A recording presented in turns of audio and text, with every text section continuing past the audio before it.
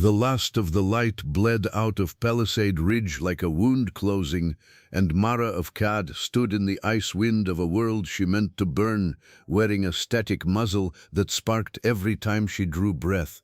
A Terran, thin as a fence post, was counting silver into an Imperial handler's palm. The handlers were laughing. He was buying her the way a man buys a broken plow. She would kill him in his barn tonight, and by dawn she would be running north across the tundra toward a crown world called Vosala Threen to open the throat of the third overseer who had burned her clan hall on Cad. That was the plan the collar could not read. What the collar could not tell her, and what would take her until first thaw to understand, was that the thin man counting silver had already outlived 3 Imperial press gangs, a warframe, and a Vosai punitive column, and by spring she would knock 3 times on his doorpost and call him her husband in the old Vehosai way. But first, 6 months earlier, on a cold morning that tasted of tin coffee, iron cold, and the burnt hair stink of a mare that had walked her last mile, Ben Corley led his last horse into the auction ring at Palisade Ridge. The air in the ring smelled of manure, ozone from the shekel generators, and the sweet rotten breath of the crowd. Ben walked the roan mare in a slow, tight circle, boots quiet in the sawdust, one hand under her jaw. She was old, and she was tired, and she was the last thing on the homestead that had been his father's. He had already sold the plow oxen, he had already sold the copper wire out of the south fence. He had already sold the ring off the finger of the mother he had buried in the black earth 2 winters back. The mare was the last thing. The auctioneer was a fat Terran named Coy Deacon with a plasma sidearm he never fired and a laugh he used like a whip. He knew Ben. Everybody on the ridge knew Ben. The Corley homestead sat 6 miles out on the north track, all frost and rimmed grass and a barn with a bad shoulder in the roof, and Ben had been walking that road since he was a boy in his father's coat. "Boys," Coy said, and the pen of buyers turned their faces. Ben Corley's put up his last plug. Mare, 12 winters, sound in the teeth, sound in the wind, mother of 2 good foals we all remember. Who'll open me? The bids came slow and mean, a dozen Imperial silver, 15, 20. Ben watched them without watching them. He was doing the arithmetic in his head. 20 would feed him through to first thaw if he ate the way his father had eaten in the bad year. 1 meal a day, and the horse's grain thinned with pine bark. 20 would not put shoes on him, and it would not put a plasma sidearm in his belt, and it would not do a single thing about the fact that come the false thaw, the Imperial press gang would come up the north track looking for men. And Ben Corley was the last unmarried man on that track. He knew what the press gang did to men they took. He knew what they left behind. That was when the transport landed. It came in from the Northern Pole Road, a squat Imperial hauler with the black and copper of the Vosai Auxiliary Command painted along its ribs, and it settled onto the auction ground with a hiss that killed every conversation in the ring. 3 handlers walked down the ramp. They were bringing something down between them on a shackle pole. Ben had seen Vosai before. On the news feeds, in the recruiting posters that told you the Empire's war on the Outer Reach was going well and please do not ask questions.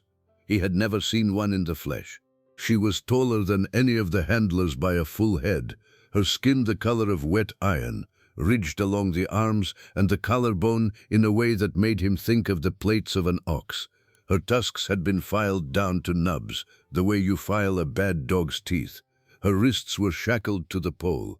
Her mouth was locked shut by a static muzzle that sparked yellow whenever she breathed in. She was looking at everyone in the pen the way a butcher looks at hogs, sorting them, counting them. "Ho," said Coy. "Well, boys, ain't this a treat?" The lead handler was a bored Imperial in a black work suit with the auxiliary insignia at the throat. He stopped the pole in the middle of the ring and spat a red thread of ration leaf into the sawdust. "War thrall," he said, without looking at anyone in particular. "Vehosi stock, grade 3. Combat broken. Collar cleared for civilian ownership under the Frontier Labor Code." Opening offer is 1 horse or equivalent tack. The ring went quiet. Coy Deacon started to laugh. He got about halfway there, and then he stopped because nobody else was laughing with him. Ben looked at the woman in the shackle. She was looking back at him. Not the way she had been looking at the others. She had already put the others in whatever ledger she kept in her head. She had not put him anywhere yet. He was still an open column. He thought about the mare at the end of his hand. He thought about the north track in the false thaw and the press gang coming for the last unmarried man on it. He thought about a barn with a bad shoulder in the roof and no help to fix it. He thought about a story his father had told him back when the mother was still alive and the fire was still lit and the world had not yet begun to eat them in small bites. His father had said, "You do not walk into a bad winter alone, boy. You walk in with something that can bite." Ben stepped forward. "Trade," he said. His voice was quiet, but it carried. The handler turned his head. Ben lifted the mare's lead rope. "1 mare," Ben said. 12 winters. Sound for the woman. The whole pen made one long breath together. Coy Deacon coughed. "Ben, son, you do not know what that thing is." "I know what a mare is worth," Ben said. He did not raise his voice. "And I know what your empire's asking. It ain't more than the mare. Take the trade." The handler looked at him a long moment. Then he shrugged the shrug of a man who has been paid to close inventory, not to counsel homesteaders, and he took the lead rope out of Ben's hand. "Bill of transfer," he said. "Your thumb here, farmer." Ben pressed his thumb into the wet black chit the handler held up. The chit chimed once. The shackles on the pole clicked open. The war thrall did not move. She had not moved since the transport put her down. The static muzzle sparked once against her lip, and she did not so much as blink. The lead handler smiled the thin bureaucratic smile of a man handing another man a live grenade. "Good luck, farmer," he said. "Feed her red meat. Do not sleep in the same room, and do not take the collar off, or you are on your own for the consequences." He walked back up the ramp with the mare. The transport lifted off in a wash of dust that put a fine grit into Ben's teeth. The pen was silent. Ben looked at the woman he had just bought. She was still looking at him. She had put him in a column now. He was not sure which one. "I'm Ben," he said. He did not offer his hand. He had good sense. "Ben Corley. I got a homestead 6 miles north. There's a bed in the barn loft. There's stew on the stove. Ain't much, but we'll get you out of that muzzle when we get home." She did not answer. The static muzzle sparked. He turned and started walking toward the north gate. He did not look back to see if she followed.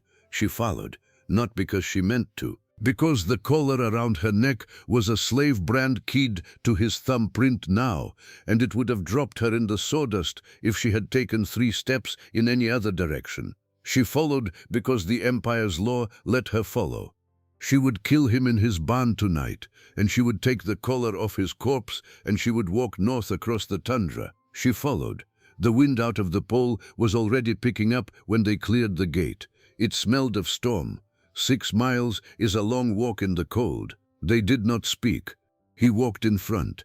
She walked 6 paces behind. At the length the collar decided was safe. The muzzle sparked whenever she breathed in. The homestead came up out of the ridge like a broken tooth. A low sod house with a metal roof. A barn with a bad shoulder in the roof. A well cap and a corral and a smokehouse and a stack of split cordwood that was already too short for the winter it was going to have. Ben walked her past all of it. He opened the door of the house. He gestured her in. She stopped in the yard. She was not going to be put in a room.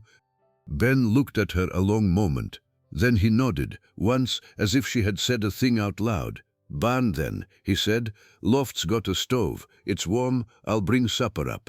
He turned his back on her and walked into the house. Mara of Cad stood in the yard of a Terran homestead 6 miles out on the north track of a world she did not know the name of, and understood 2 things at once. The first was that the man had turned his back on her. A war thrall of the Cad line who had killed 6 Imperial shock troopers with her hands before the collar took her, and this thin Terran had turned his back like she was a house cat. The second thing she understood was that the wind out of the pole was going to bring a killing storm inside of 2 hours, and the loft of the barn was going to be the warm place, and she was going to take the collar off his corpse before dawn. She went to the barn. Ben came out of the house 40 minutes later with a wool blanket over his shoulder, a tin of hot barley coffee in one hand, and a pair of iron fencing pliers in the other. The pliers had been his father's. The handles were wrapped in leather that had darkened with 50 years of hands. The storm had come in by then. It was the kind of storm the polar plain of Palisade Ridge grew twice a winter, a white shrieking wall of wind and needle ice that would strip the meat off a Vosai in an unarmored hour. Ben walked into it without hunching. He had grown up walking into it. He put his boots down flat and he took the 20 paces from the house to the barn like a man walking across his own kitchen.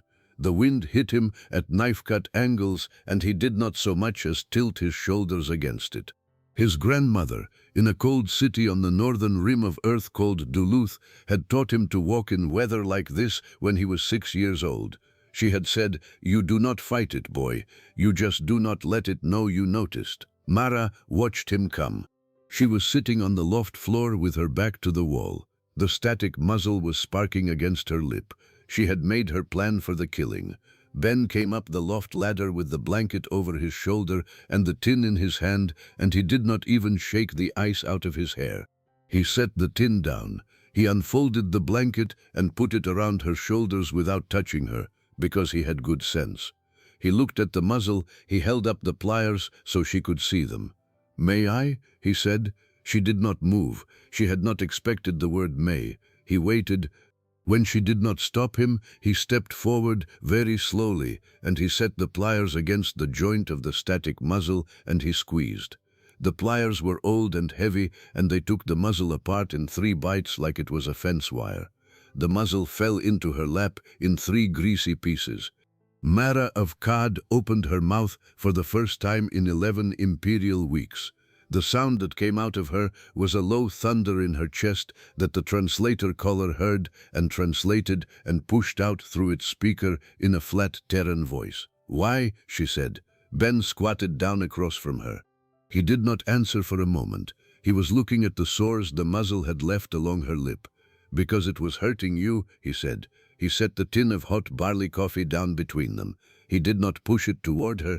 He set it down halfway. "There's more downstairs," he said. "I'll bring supper up in an hour. There's a bolt on the inside of the loft door. Throw it if you want. I'll knock." He went back down the ladder into the storm. Mara of Kad sat in the loft of a barn with a bad shoulder in its roof and watched the tin of barley coffee steam. She had made a plan. The plan required her to gut a Terran in his barn tonight and take the collar off his corpse. She sat and watched the coffee and revised the ledger in her head. She wrote him down as something the imperial dossiers had not warned her about. The press gang came the following week.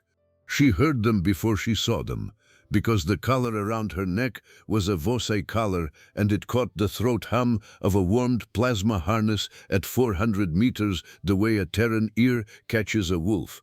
She was in the yard splitting cordwood with an axe that was too small for her when the hum reached her. She stopped mid-swing. She turned her head north. Ben was in the smokehouse. He came out with a sausage in his hand because he had heard her stop. "What?" he said. "3, she said. Her Terran was still rough. The collar smoothed most of it. Coming up the track, plasma harness, full battle. Ben set the sausage down on the block. He wiped his hands on his coat. He walked across the yard to the porch of the house without hurrying, and he came back out with 2 things. The first was a bolt-action rifle in a canvas sleeve. It had been his father's. The barrel was long and black and old. The second was a splitting maul with a hickory handle so worn it had gone the color of tobacco. He looked at Mara. "You get in the barn," he said. "Bolt the door. Don't come out for anything." Mara looked at him. She looked at the bolt action in his hand. She looked at the maul. She had killed 6 shock troopers on Kad with her hands. "No," she said. Ben did not argue. Ben was not a man who argued when there was work in front of him. He simply nodded once, as if he had been given a piece of information he already had in his head, and he walked out into the middle of the yard and he set his feet. The press gang came up over the ridge in the black and copper of the auxiliary command, 3 of them, all plasma harness, all helmeted, all in the loose line of men who had done this 11 times before and did not expect the 12th to be different. Their captain lifted a hand. He walked out ahead of the other 2. The plasma sidearm in his belt was still cold. "Homesteader," he called. "Corley, you are on the muster list for the fall store draft. You are hereby taken up into the auxiliary command of the Vahosai frontier. Set down your weapons and step forward." Ben Corley lifted the bolt action to his shoulder. The captain laughed. It was a laugh Mara had heard before. It was the laugh of a plasma-harnessed Imperial looking at a Terran with a piece of pre-industrial iron. It was the laugh her handlers had laughed when they had put the muzzle on her the first time. "That," said the captain, still laughing, "will bounce off my helmet, farmer." Ben Corley pulled the trigger. The report of the bolt action was the loudest sound Mara of Kad had heard on this planet. It was a flat, cracking bang that echoed off the barn wall and the sod house and the ridge and came back 3 times before it faded. The projectile was a .50 caliber slug of soft lead the size of the last joint of Ben's thumb. It hit the captain's helmet dead center at the seam where the visor met the crown. Plasma harness stops plasma. Plasma harness stops focused beam energy in the near infrared. Plasma harness does not stop and was not designed to stop. A subsonic crack lump of Terran lead moving at 900 meters a second. The slug went through the seam and through the captain's face and through the back of his head and buried itself 6 inches into the frozen mud of the yard behind him. The captain was standing there a second, and then he was not. The other 2 press gang came out of their laugh very fast. The one on the left brought his plasma sidearm up. He was a good soldier. He had it out of the holster and in a 2-hand grip and pointed in about 3/4 of a second. That was 2/3 of a second slower than Ben Corley, who had already worked the bolt of the rifle with the flat of his hand and put the second slug through the man's throat above the harness collar. The soldier went down sideways. The last one had time to think. Thinking is what kills a man in a yard fight. The last one thought about running. He thought about the plasma pistol. He thought about calling in. In the 3/4 of a second it took him to think, Ben Corley had covered 8 paces at a flat walk, dropped the empty rifle, picked up the splitting maul in his right hand, and swung it low and clean and up. The maul went through the plasma cell at the base of the man's harness because Mara had taught Ben nothing yet about where Vahosai armor hinged. And Ben had never seen Imperial armor before, and he had aimed at the hinge simply because that was where the maul went on a stuck barn door. The plasma cell ruptured with a wet blue crack. The man was inside his own harness when it happened. The harness discharged into him. He did not scream long. Mara of Kad stood in the yard of the homestead of a man named Ben Corley and watched a Terran finish 3 plasma-harnessed shock troopers in less than 8 seconds with a hunk of iron and a farm axe. She had killed 6 on Kad. She had thought that was the ceiling of what one being could do. She stopped thinking that. Ben Corley walked back to where she was standing. He was breathing a little faster than he had been. Not much faster. He looked at her for a long moment. He looked at the sausage on the block. He looked at the 3 bodies in the yard. "Sorry about the mess," he said. Then he sat down on the porch step and vomited into the snow, because he was not a killing man, and killing does not care whether you are good at it or whether it is the first time. Mara sat down on the porch step next to him. She did not touch him. She just sat. Her collar was translating her thoughts, and she was letting it. She was not a thinker who liked to hide. "You are not what my dossiers said," she said. Ben wiped his mouth. He looked at her sideways. "Your dossiers," he said what? She thought about how to say it in his language, which was still new to her. "They said the Terrans of this rim were farmers with no plasma," she said. They said the frontier draft was a walk. They said one shock trooper in harness was worth 20 Terrans in the field. She looked at the yard. They said, she said, one Terran was not worth counting.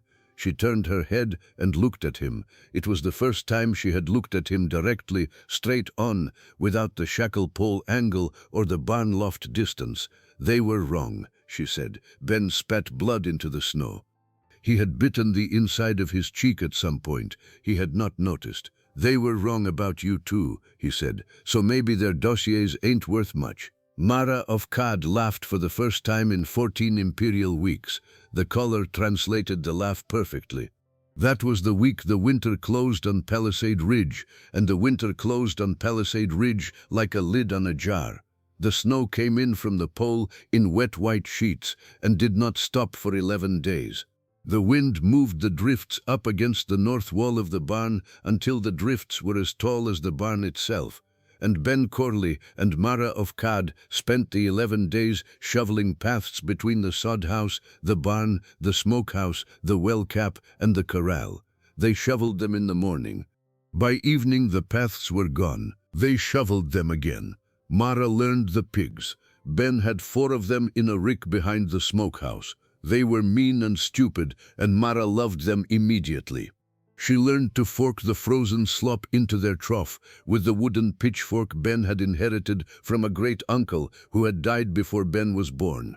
She learned to lift a hog in a headlock and check its ears for the black mite.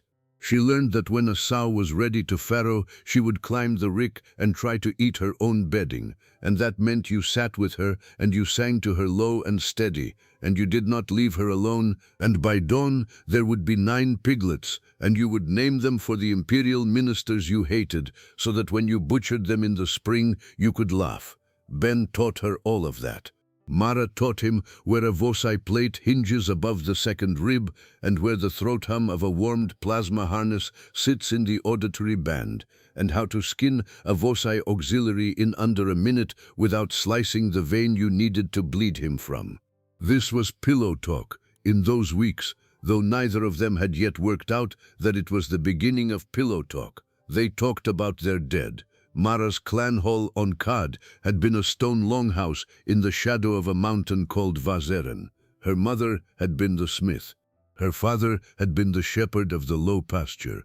Her grandmother had been the storyteller, the one who kept the ledger of who had been born and who had been buried 300 years back. Mara was one of 9 cousins in her generation, and she was the 3rd youngest, and she had been away when the overseer's fire came.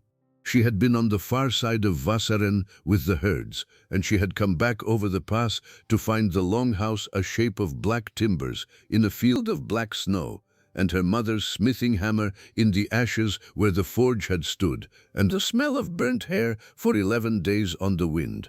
She had counted the dead by the teeth left in the ashes because the fire had been hot enough to take everything else. She had counted 35 imperial killers by the marks on the door of the longhouse where they had cut their tallies before they lit the flame. She had put her mother's hammer in her belt and she had walked. She had walked for 3 years across 4 star systems, and she had put 32 of the 35 in the dirt one at a time before an imperial press gang had caught her sleeping in the ruins of a spice house on a colony moon and put the collar on her. She had 3 left. She named them in the dark of the loft with the wind on the barn wall. The first was a man called Vos Karan, a former Kad line who had turned auxiliary and led the killers in the door. The second was a woman called Ishmora, an imperial captain who had given the order to burn. The third was the overseer himself, who wore a mask carved to look like the face of Vazeren the mountain, and who had never taken the mask off in any imperial record. She had a suspicion about the third. She did not tell Ben the suspicion. She was afraid that if she said it out loud, she would find out she was right. Ben's dead were smaller and closer. His mother had died 2 winters back of the coughing fever that came up the north track every 4 years. His father had died the winter after, not of the coughing fever, but of the way a man dies when the woman he loved has died the winter before, and the barn roof has a bad shoulder, and the plow oxen have been sold. Ben had a sister named Ellie in a cold city on the northern rim of Earth called Duluth. She was 6 years younger, and she was married to a dockyard mechanic, and she had 2 children Ben had never met. Ben had sent her half of every crop for 11 years so that the children could go to school. Ellie had written him 1 letter every 3 months for 11 years. He kept the letters in a tin box under the loft floor. He read them at night when the wind was too loud to sleep. He had told nobody on Palisade Ridge that he had a sister. He had told nobody on Palisade Ridge that he had put himself through veterinary school in Duluth by shoeing draft horses at the Eastern rail yards. He had told nobody on Palisade Ridge that the reason he had come to the Outer Rim was not the land grant. "Why then," said Mara, on the 9th night of the storm, with the wind on the barn wall and the stove ticking down, Ben looked at the ceiling of the loft. It was low and it was black with 100 years of smoke. Ellie was 14, he said. There was a company man in the rail yard she cleaned for. He wasn't a good man. I made him not a man at all. Then I got on a ship. He did not say it any louder than that. Mara sat with the information a long time. "You are a killer already," she said at last. "You were a killer before I came." "I ain't a killer," Ben said mildly. "I'm a man who does what needs done." Mara of Ka'ad, who had heard imperial captains give better speeches on the subject and mean less of them, let the sentence sit in the loft with her and did not disagree. The false thaw came 6 weeks after the storm broke, and with the false thaw came a rider on the north track. He came alone. He came in imperial black. He rode a 6-legged crawler that steamed at the mouth and left a trail of hot black urine in the snow, and he did not stop at the gate. He rode straight into the yard. Ben was at the block. He set the axe down. Mara was up in the barn loft mending harness. She came down the ladder without hurrying and stood in the barn door. The rider stopped. He got off the crawler. He was a small man, imperial, with a data slate under his arm and a face like a knife. "Corley," he said, "Benjamin. Homesteader, Palisade Ridge, North Track, 6 Mile Stone. I am Records Officer Renton of the Frontier Tribunal. I am here on the matter of the 3 auxiliary personnel found dead in your yard the 11th of last month." Ben wiped his hands on his coat. "They were on my land," he said. "They were on the muster round," said Renton. "As is their right under the Frontier Draft Code. I am not here to argue the tribunal's finding of no cause. The tribunal has already found no cause.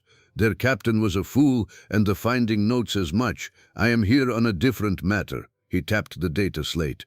"I am here because when the auxiliary command sent your name up to the archive on Fosal Threen for the after-action report, the archive threw a flag." He looked up from the slate. "A rather large flag," he said.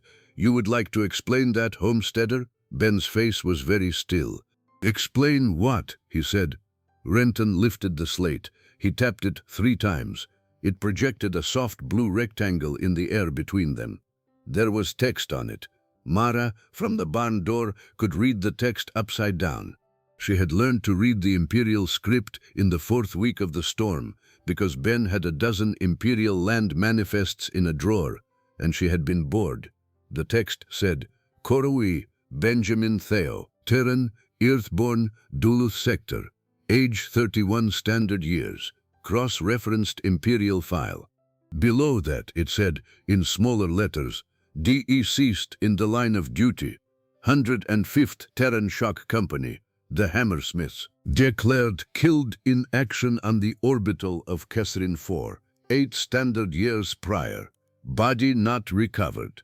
Mara of Kad, in the door of the barn, drew one very quiet breath and let it out very slowly. Renton was reading down the file. His voice went flat in the way an imperial officer's voice goes flat when he is doing his job and does not want to be doing his job. Enlisted at 19, deployed to the Kesrin front at 20, awarded the Imperial Black Cross for valor in the 2nd engagement, assigned to the 105th, promoted to line sergeant at 23, recorded kills, 91 confirmed, personal by hand. 91, said Renton, and looked up over the slate at Ben, confirmed personal by hand. Assault specialist, cleared for the VHOSI command frame, cleared for the plasma anchor, cleared for the vacuum boarding suit, cleared for the archaic weapons annex. Renton let the slate hang in the air. This, he said, is not supposed to be correct. He was not talking to Ben. He was talking to himself. This is not supposed to be correct, he said again, because the 105th was wiped out to the last man on Kesserin 4. There is a monument to them on the parade ground on Vosalthrin. There are 96 names on it. Yours, Corley, is the third one from the top. The yard was very quiet. The crawler shifted its weight. It huffed out a small hot cloud. Ben Corley looked at the data slate. He looked at his own name on it. He looked at the 91 confirmed personal by hand. Records, he said, make mistakes. No, said Renton, very quietly. Records do not. He tapped the slate again. The blue rectangle went away. The tribunal wanted me, said Renton, to bring you in. The tribunal, upon reading this file, understood that it did not want to send a squad of auxiliaries to bring you in. The tribunal, upon reading further and discovering the manner in which the Kesserin front actually ended, sent me, Corley, one man, alone, on a crawler. Do you understand why? Ben did not answer. Because they wanted you to know, said Renton, that they understand. They have understood since the 7th day after you were declared killed in action that the 105th was not entirely wiped out. They have understood since the 3rd year that the reason 12 senior officers of the VHOSI command have died of what were called accidents was not accident. They have understood for 8 years that there was a Terran with an old name and no plasma still walking the outer rim. And they have decided, Homesteader, that so long as that Terran farms pigs and shoes his neighbor's plow oxen and does not walk back into an Imperial command hall, the Empire has other business. Do you understand me? Ben said nothing. Renton looked at Mara. It was the first time he had looked at her. He looked at her the way a records officer looks at a live grenade that is not, at that particular moment, his problem. I understand, said Renton, that you have taken up with a Codline war thrall. The tribunal has an opinion about that. The tribunal's opinion is that they do not have an opinion. The tribunal has instructed me to say the following, and I will say it word for word. He straightened, he recited, do not come off the ridge, do not come off the ridge, do not come off the ridge. He lowered his voice. There is a punitive column, he said, coming up the north track in 11 days. It is not for you, it is for her. Records Officer Renton, on his own recognizance and in violation of Frontier Code, has told you. Records Officer Renton did not tell you. Records Officer Renton was never here.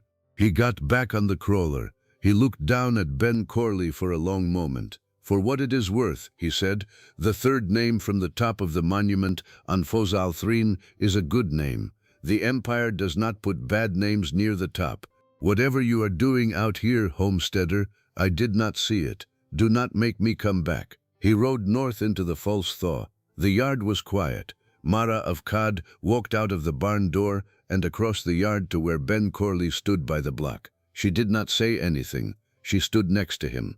Ben was looking at the tracks the crawler had left in the softening snow. 91, Mara said at last. Her voice was low and even, and the caller did not need to translate it, because the caller had learned by now the tone she used when she was reading a ledger, by hand. Ben looked at the tracks. I ain't invincible, he said. I bleed, I break, I die. I just make the other one die faster. He said it the way another man might have said, I ain't a church-goer, not proud and not ashamed, a statement of the world. Mara of Cod had spent 3 years walking 4 star systems, putting the Cod killers in the dirt. She had done it alone, and she had done it hard. She had, twice, been beaten so badly she had crawled a full Imperial mile on her hands and knees before she had found water. She understood the sentence Ben Corley had just spoken. She understood it in her bones. 11 days, she said. 11 days, he said. He picked up the axe. He went back to the block. He split cordwood until the sun was down. That night in the loft, Mara told him her suspicion about the third. She told him her cousin's name. It was Vesh Karanahal, the son of her mother's youngest brother, a boy she had loved as her own younger brother, who had been sent to the Imperial Academy on Fosal Threen at the age of 11 because he had tested off the top of the frontier examinations, and who had come home twice in 14 years, and both times had come home in Imperial black. She had lost track of him in the 5th Imperial year. When she had gone back over Vas Eren and found the longhouse burnt, she had cut down the door where the Imperial killers had marked their tallies, and she had found, third from the top, a mark that was the mark of the Karan line, her mother's line, her cousin's line. The overseer wore a mask. Nobody in the Imperial records had seen his face. The overseer had risen very fast in the command.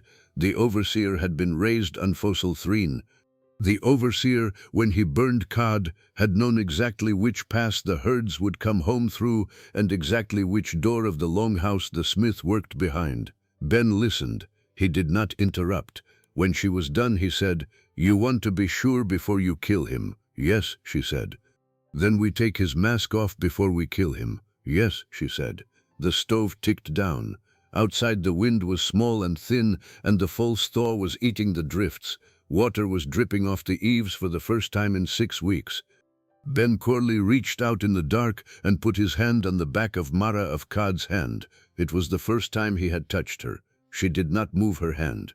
"Then we take his mask off," she said. Her voice was low. The caller did not translate it because Ben had learned by now the tone she used when she was making a vow. "Then we take his mask off," he said. His voice was low too.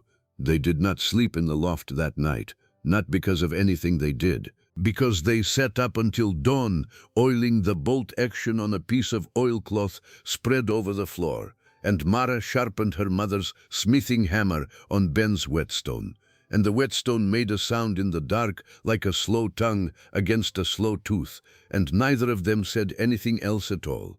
The punitive column came in on the 9th day of the false thaw, not the 11th, because Renton had rounded down out of kindness. It came up the north track in the middle of the afternoon.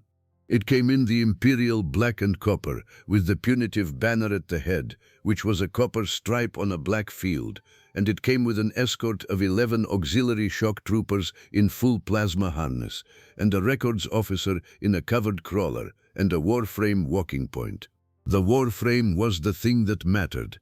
Mara of Cod saw it coming from the barn loft with a pair of pre-war Terran field glasses Ben had inherited from his grandfather, and she felt the muscle in her jaw go cold. A warframe is not a soldier. A warframe is a walking piece of Imperial architecture, 3.5 meters tall, plasma-jacketed, with a chest cannon that fires a coherent beam capable of turning a stone farmhouse into a puddle of glass in 6 seconds. There were 32 warframes in the auxiliary command. Mara had killed one of them once on the moon of Irith, and it had cost her 4 ribs and the little finger of her left hand, and 11 days of coma. It had cost her that with a plasma lance, a satchel of stolen Imperial thermite, and a tactical position that included high ground and dead cover. She was on flat frozen dirt with a barn behind her and a splitting maul. She went down the ladder. "Warframe," she said, into the smokehouse door. "Point, 11 shock troopers behind, records crawler at the tail." Ben was inside the smokehouse pulling something down from the rafters. He had not been curing meat in that particular corner of the smokehouse for the last 4 weeks. He had been curing something else. He came out into the yard with a canvas bag over his shoulder. The bag was heavy. It was making a soft chemical sound. "Barn," he said. "Barn," she said. They went to the barn. He climbed into the pit under the barn floor that the previous homesteader had dug for a root cellar and never used. He came up with 2 more canvas bags. He handed her one. "Grandfather taught my father," he said, "and my father taught me that on the outer rim a farm is a fort." He was not wrong. She opened the bag. There was a hydraulic jack in it. There was a coil of thin copper wire. There was a small clay pot sealed with wax. She recognized the pot. She had used pots like it on Aerith. It was thermite, Terran thermite. Slow, cheap, unglamorous, and hotter than the surface of a small star. "How much?" she said. "Enough for one," Ben said. He looked at her. "You take the 11, he said. "I take the frame."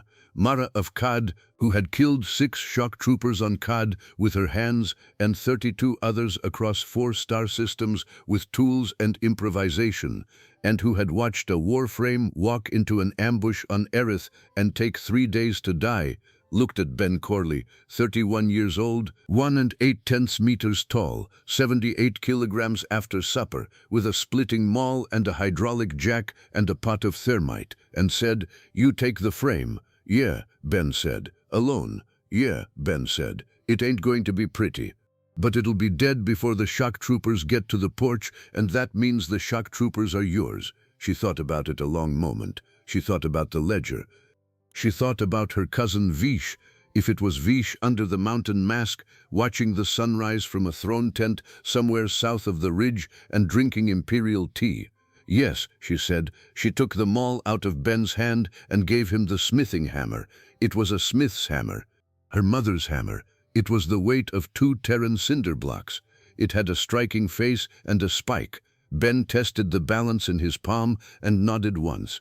"Okay," he said. "Okay," she said. He kissed her then in the barn, in the false thaw, with the warframe 900 meters out and closing.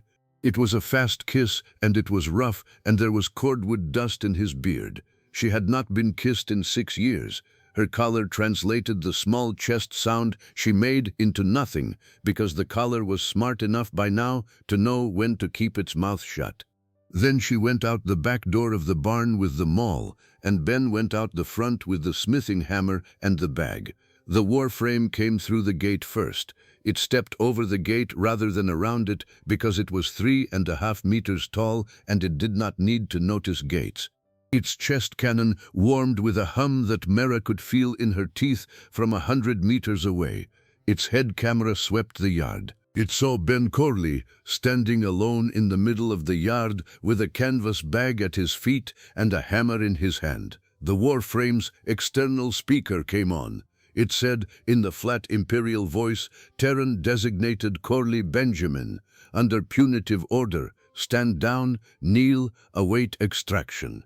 Ben Corley did not kneel. He walked. He walked straight at the warframe the way he had walked into the storm the first night, boots flat, no hunch, no swerve, straight into the wind and the ice, straight at the plasma-jacketed 900-kilogram walking cannon. Something in the warframe's targeting system, which had been designed by Imperial engineers to fight beings that hunched and swerved and ducked, hesitated for 1 full second. It was the longest single second of Mara of Kad's life. In that second, Ben Corley closed 12 of the 20 meters between himself and the frame, and when the frame's chest cannon fired, it fired a plasma beam through the empty air where the top of Ben's head had been half a second before, because Ben had dropped flat into a shoulder roll under the beam and come up inside the frame's reach. The frame was not built for close work. Nothing 3.5 meters tall is built for close work. It was built to level villages. It was not built to fight a farmer who was already under its guard with a splitting maul-sized hammer and a hydraulic jack. Ben went for the knee. The Imperial Warframe knee is a piece of engineering that costs 6,000 Imperial credits and is machined to tolerances of 1/100th of a millimeter. It is beautiful. It is also structurally a hinge. Ben had spent 11 years fixing hinges on a barn door with a bad shoulder in the roof. He knew hinges. He put the head of the smithing hammer into the back of the frame's left knee with everything his shoulder had. The joint deformed. The frame's leg locked halfway through its next step. The frame overbalanced. It went down like a felled tree. Mara had already started running because they had planned this the night before over the whetstone, and she knew the second the frame fell, the shock troopers would break their line to try to reach it and salvage it. They did break their line. They ran forward across the yard toward the fallen frame in the loose, confused, broken formation of soldiers who have just watched something that was not supposed to happen. She hit the second one from the flank at a full run and put the maul through the seam above his second rib, and she was inside the group. Vusai Auxiliary Shock Troopers are trained to fight in formation, in line, at plasma range. They are not trained to fight a CAD line warrior inside their own formation with a hammer, because the Empire has spent 40 years telling itself the CAD line does not fight anymore. Mara was very quick to correct the Empire. She took 3 of them before they had figured out what direction she was coming from. She took 2 more when they figured it out.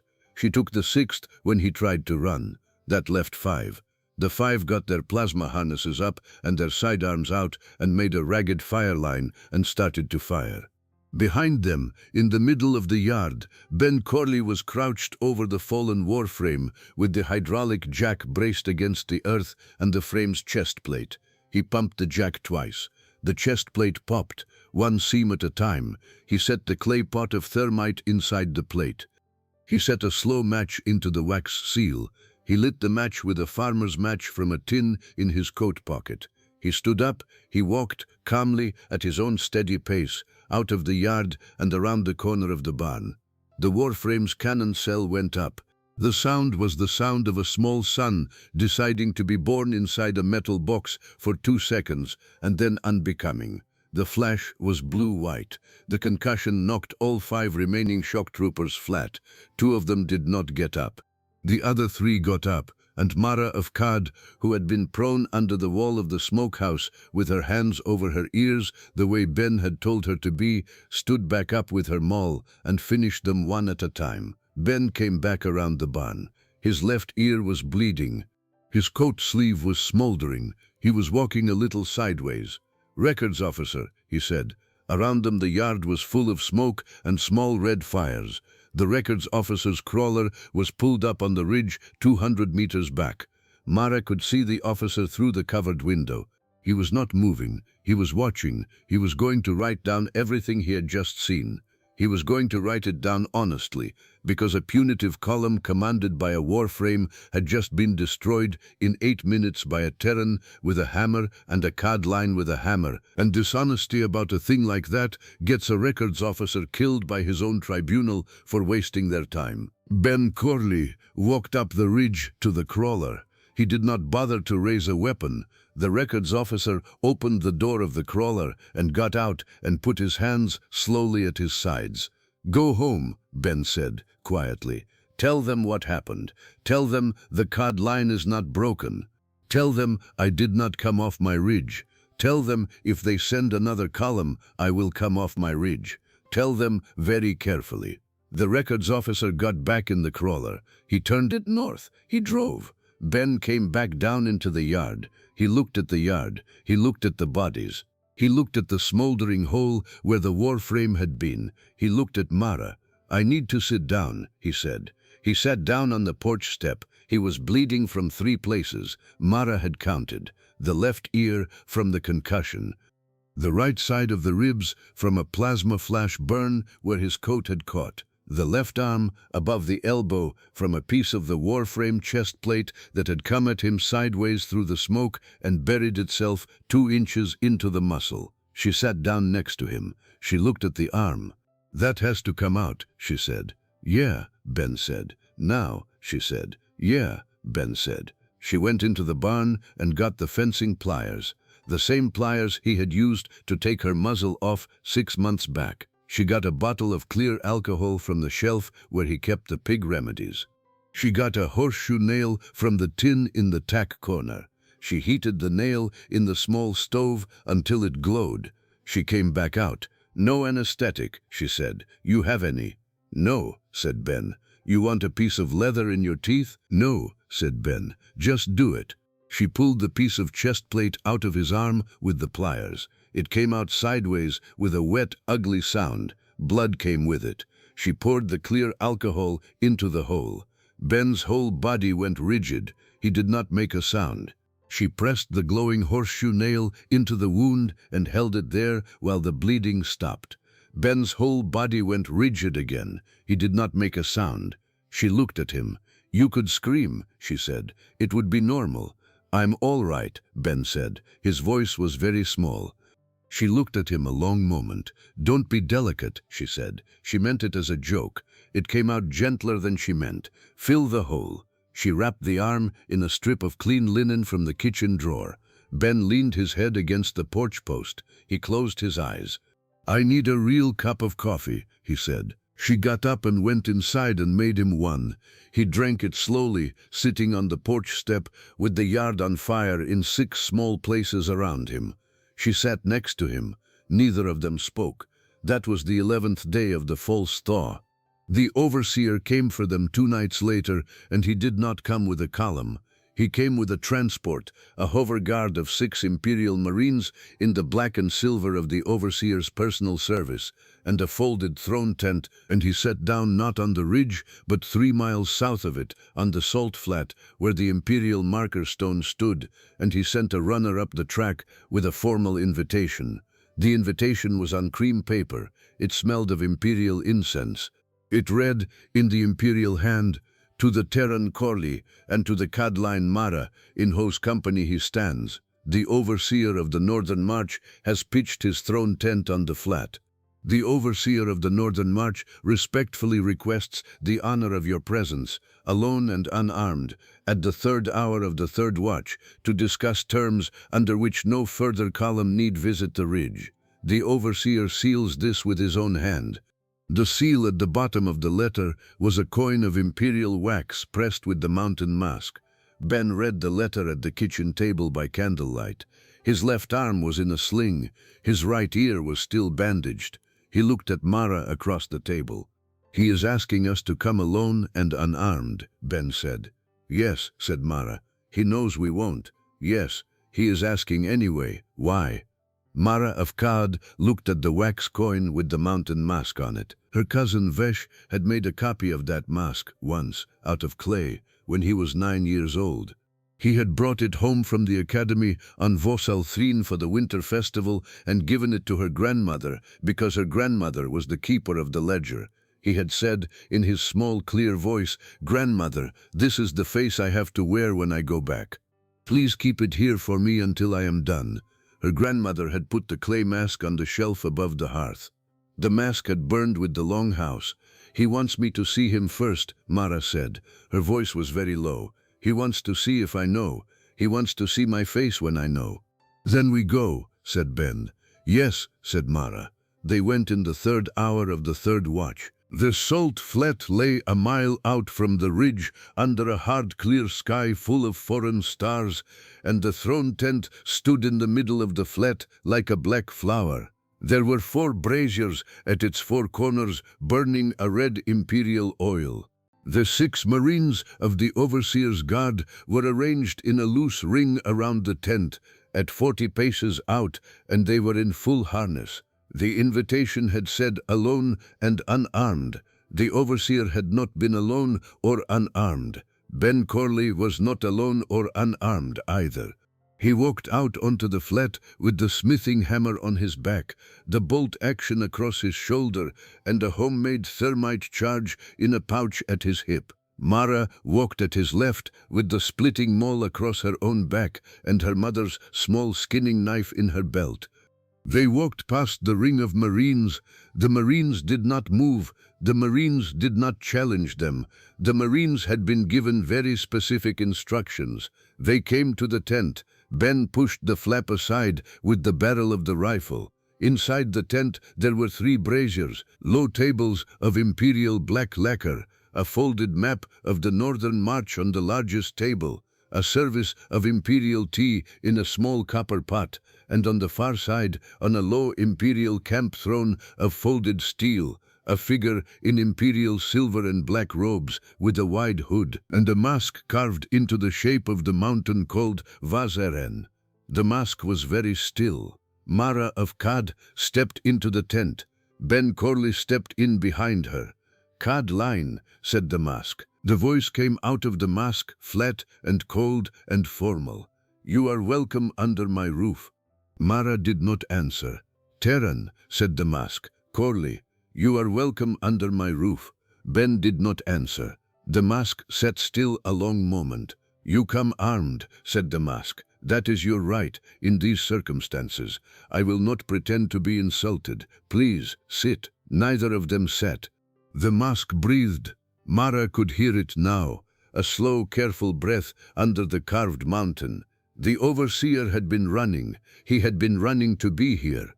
He had made the transport put him down 20 minutes before he wanted, and he had walked the last mile on foot, and he had made his Marines carry the tent so that they would arrive out of breath and he would have time to sit down and be calm before Mara and Ben walked in.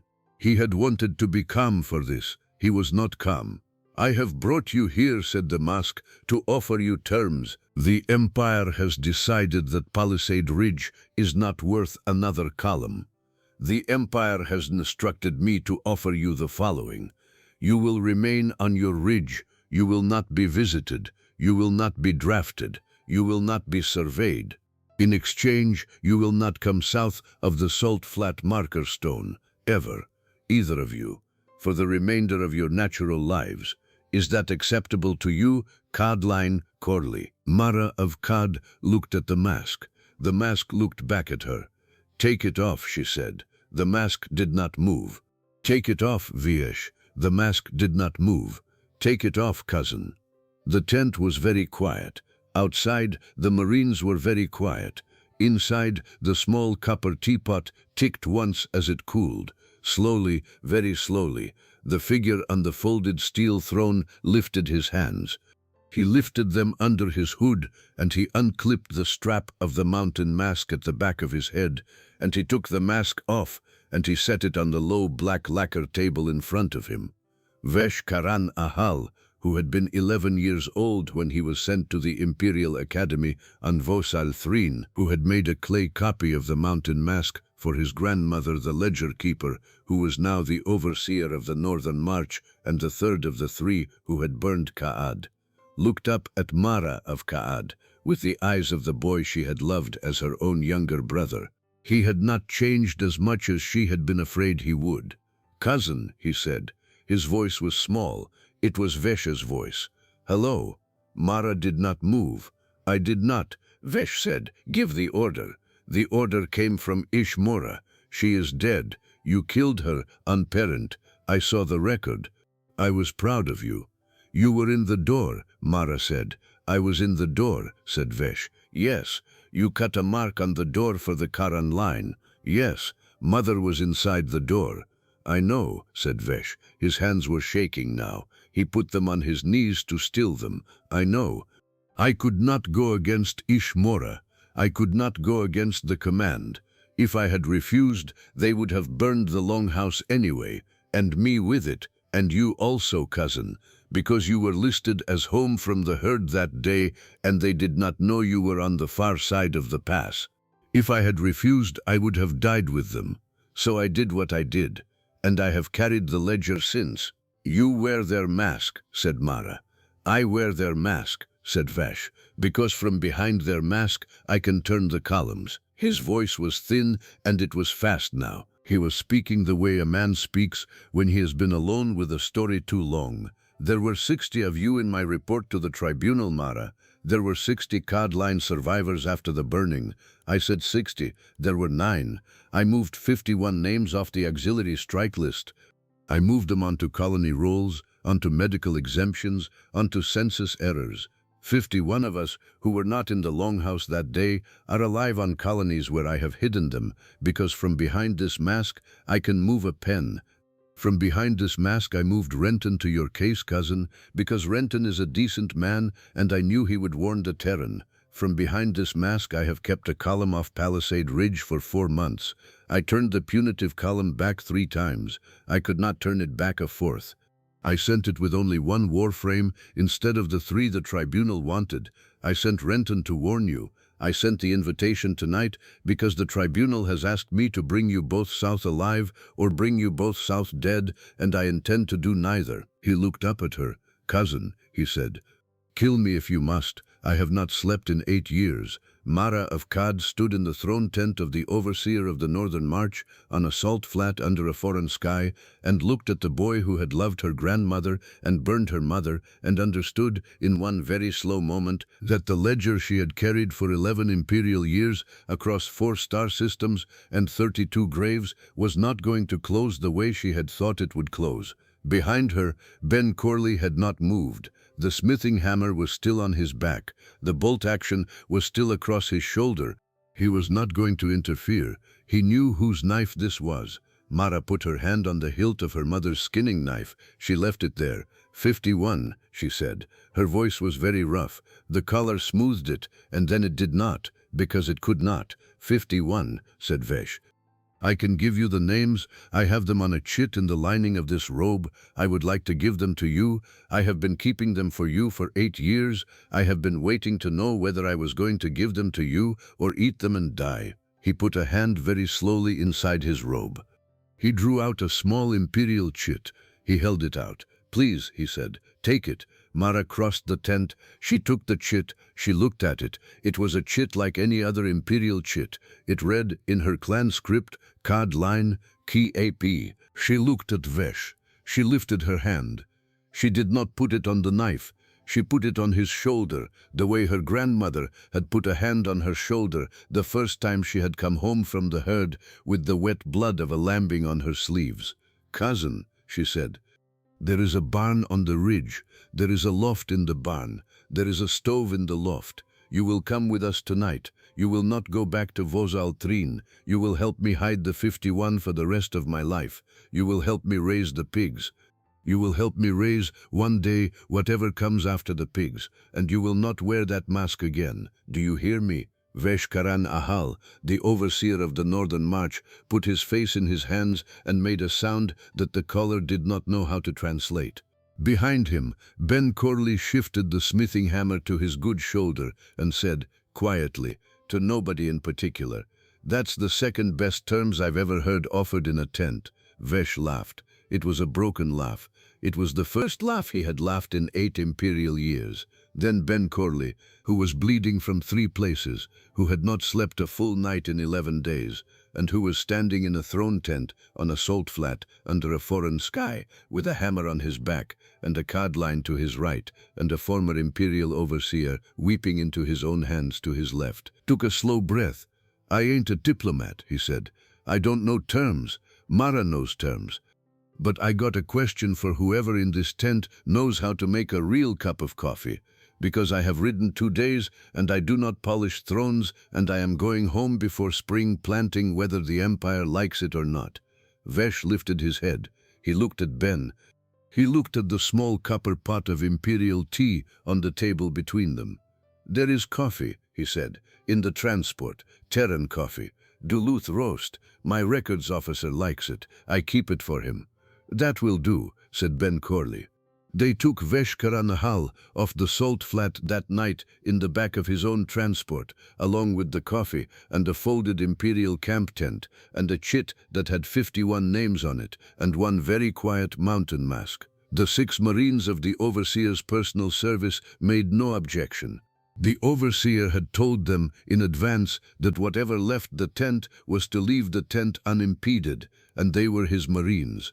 They flew north to the ridge. They landed on the salt flat behind the barn. Vesh walked into the yard of the Corley homestead on Palisade Ridge in the black and silver of the imperial service, and Mara of Kad walked him to the barn ladder, and Mara of Kad put him in the loft with 2 wool blankets and a tin of hot barley coffee. And Vesh Karanahal, the overseer of the Northern March, slept for 19 hours. While he slept, Ben and Mara sat at the kitchen table with the chit between them and read the 51 names. There were 9 cousins of Mara's line, including the daughter of her mother's sister that she had thought dead in the fire. There were 7 old shepherds of the low pasture. There were 3 smiths of her mother's guild. There were 2 children who had been fostered off Kad the year before the fire and had grown up in imperial colonies, not knowing their names. There were 28 others, some of whom Mara had known, some of whom she had not. Each name had next to it, in Vesh's small, careful academy hand, the world they were hidden on, the imperial cover name they were living under, and the person on that world who was helping to hide them. Mara of Kad read the list 3 times and did not weep, because Mara of Kad was not, as a rule, a weeper. But she got up from the table once and went out into the yard and stood in the false thaw with the frost still on the well cap and stayed out there 10 minutes with her back to the house, and when she came back inside her eyes were wet, and Ben Corley, who had good sense, did not comment on it. Winter closed one more time on Palisade Ridge before it broke, and it broke slowly, and it broke wet, and by the 2nd week of first thaw, the Salt Flat was mud, and the North Track was mud, and the pigs were farrowing, and the mare Ben had traded away had had a foal on some other homestead somewhere that Ben would never see, and Veshkaranahal was moving quietly across 4 star systems in a small imperial transport with a records officer named Renton and a chit that had 51 names on it, and the 51 names were becoming, one at a time, 51 codlines stepping out of imperial cover and remembering their true names. Ben Corley put in his spring wheat with a hand plough because he had no oxen and no mare, and Mara of Kad walked behind him and set the seed and covered it with her heel. They did not speak much while they worked. They did not need to. The tribunal on Vhosal Threen, upon receiving the report of Records Officer Renton on the destruction of the punitive column, and upon receiving the resignation of the overseer of the Northern March, delivered by imperial post from a colony on a moon they had not heard of, along with a formal notice that the overseer had died in the line of duty at Palisade Ridge and was to be recorded as such, and upon reading a very carefully worded personal letter from a small quiet Terran named Corley, decided that the 4th column was not going to be sent. The tribunal decided this on the evening of a day when 3 of its members had personally read the file on the 105th Terran Shock Company, the Hammersmiths, and had understood for the first time why the 3rd name from the top of the parade ground monument on Vhosal Threen was not, and had never been, dead. The tribunal quietly moved the 3rd name off the parade ground monument. They quietly moved it into the file of veterans on frontier retirement. They quietly, over the next 3 years, moved the Imperial Black and Copper off the North Track of Palisade Ridge entirely. And they quietly, over the next 7 years, ceased to send any Imperial personnel of any kind to Palisade Ridge for any reason at all. The tribunal wrote all of this down in the ledger of the Northern March. It wrote it down honestly. It wrote it down honestly because a records officer named Renton had come home from the Salt Flat with a report that could not be lied about, and records officer Renton had since that day been promoted to the overseer of the Northern March, and he was a decent man, and he did not permit lies in the ledger of a march he had once helped to save. On the morning of the first day of First Thaw proper, at Palisade Ridge, on the sod house porch of a homestead 6 miles up the North Track, Mara of Kad stood in the yard of a Terran homestead she now knew the name of, and lifted her hand 3 times and knocked 3 times on the doorpost of the sod house in the old Vhosai way. Ben Corley opened the door. "Yeah," he said. "You are my husband," said Mara of Kad in her own tongue, which the caller had not needed to translate for some months now. "Yeah," said Ben Corley. "I know." He kissed her then, in the doorway of his father's house, in the mud of First Thaw, with the pigs squealing behind them and the smoke from the stove going up thin and blue into a foreign sky. And he was not, in the moment, a killer, and he was not a Terran, and he was not a farmer, and he was not the 3rd name off the parade ground monument. He was a man in his own doorway with his wife. That evening after supper, Mara of Kad went out to the barn to check the last of the pigs, and Ben Corley sat at the kitchen table with the bolt action broken open across an oilcloth and a small can of gun oil at his elbow and a rag in his hand, and he oiled the bolt action carefully and slowly the way his father had taught him. The rag went black and he set it aside. He took a fresh rag and he oiled the trigger group. The rag went black. He set it aside. He did not say a word. Outside, in the dark, past the ring of the porch lamp, past the salt flat, past the ridge, past the north track and the pole road and the four-star systems and the long-carried ledgers of a war he had never asked to be part of, the third of the three still walked. His name was Vos Keren. He was a former Cadeline who had turned auxiliary and led the killers into the door of the Longhouse on Cade. He had been at the top of Mara's ledger for 8 imperial years. Vesh had not been able to move him. Vesh had not tried. Vish had said, when he handed Mara the chit at the salt flat, "Cousin, the last one is not on this list, because the last one is not mine to give you." Vos Keren was somewhere out in the dark. He was walking. He was, tonight, 3 imperial star systems away. He was, eventually, going to come.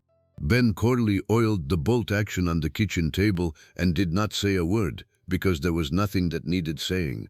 When Vos Keren came, Ben Corley would be here. When Vos Keren came, Mara of Cad would be here. When Vos Keren came, Vesh Karanahal and Records Officer Renton and the 51 names on the chit and the whole quiet, slow, careful architecture of the thing Ben and Mara had begun to build in a barn loft on a ridge under a foreign sky would be here. And the thing would answer the door, and the door would open on a bolt action, and a smithing hammer, and a splitting maul, and a chit with 51 names on it. And Vos Keren would go into the ledger like the 32 before him. Not tonight, not this week, not this year maybe, but soon. Ben oiled the bolt action and set it back together. He wiped his hands. He put the rifle in the canvas sleeve his father had sewn for it 40 years ago, and he hung the sleeve on the peg by the door. Then Mara came in from the barn with a lantern in one hand and a wet newborn piglet cupped in the other, small and pink and squealing, the last of the litter, and she said, "This one is called Ish Mora, and we will eat her at the harvest." And Ben Corley, 31 years old, of a cold city on the northern rim of Earth called Duluth, who had put himself through veterinary school shoeing draft horses, who was the third name off the parade ground monument on Vosal Threen, who had traded his last mare in the fall for a chained Vrach woman with a static muzzle sparking against her lip, and who by first thaw of the following spring was called husband in the old Vosai way, laughed out loud in his own kitchen, and reached for the piglet and did not think about the man walking in the dark. The dark could wait. Spring would not. What a ride. The true weapon in this story was never the maul, never the bolt action, never even the 91 confirmed by hand. The true weapon was the quiet, stubborn refusal of a small man on a cold ridge to leave someone else out in the storm. If this one moved you, drop a like below. It is the single thing that keeps stories like this on the air for the next one of us who needs to hear them. Share it with anyone who loves science fiction about the human being who stands against the impossible and holds. Hit subscribe and turn on the bell so you do not miss the next big HFY story we bring you. And tell me in the comments, if you had been on Palisade Ridge that night on the salt flat, would you have walked into the throne tent with Ben, or would you have stayed home and bolted the barn door behind you? Take care of your people out there. Keep looking up at the stars.